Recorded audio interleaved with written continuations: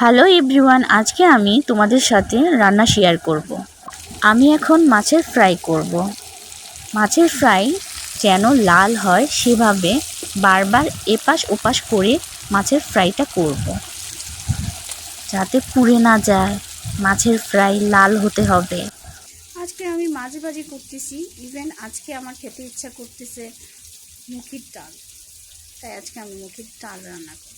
ওকে, আমি এখন লাউয়ের চুচা দিয়ে আলু ভাজি করব। আলু ভাজিটা আমি খুব পছন্দ করি, খুব লাইক করি, আমার খুব ভাল লাগে। চারপাশে নাড়াচাড়া দিতে হবে, না হলে পুড়ে যাবে। ধনিয়া পাতা তো অবশ্যই দিতে হবে। ধনিয়া পাতা যে কোনো ভাজিতে দিলেই খুব মজা। আমি মুখে সিদ্ধ করে নেব, মাছ নেব, পেঁয়াজ বাটা, আদা বাটা, রসুন বাটা, মরিচ বাটা, ধনিয়া, হলুদ, লবণ পরিমাণ মতো, ধনিয়া পাতা। মুখিটা ভালো করে ছুলে ভালো করে চটকে নেব, গুটি গুটি যাতে না থাকে।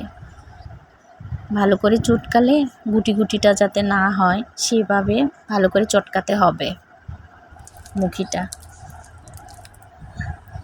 মাছগুলো দিয়ে কষাতে হবে, ভালো করে কষায় নিতে হবে। কষানো শেষ হয়ে গেলে মুখি দিব, মুখি দিয়ে কষাতে হবে ভালো করে। এতক্ষণ আমি আমার রান্নাঘরকে সময় দিয়েছি, ভালোবেসে যত্ন করে রান্না করেছি। জানি না কেমন হয়েছে। মুখির ডালটা আমি আমার নানুর এই বাড়ি হচ্ছে থেকে আমার মুখির খেয়েছিলাম। ডাল, নানুর প্রায় হাতের হয়ে গেছে। মুখির ডাল এখন ধনিয়া সেই পাতা দিয়ে স্বাদ দিব, সেই মজা, আর কমপ্লিট আমার হয়ে যাবে। শাশুড়ির হাতের এই মুখির হচ্ছে ডাল আমার সেই স্বাদ সেই মজা। ধনিয়া পাতা। ধনিয়া পাতাগুলো ভালো করে চারপাশে দিতে হবে।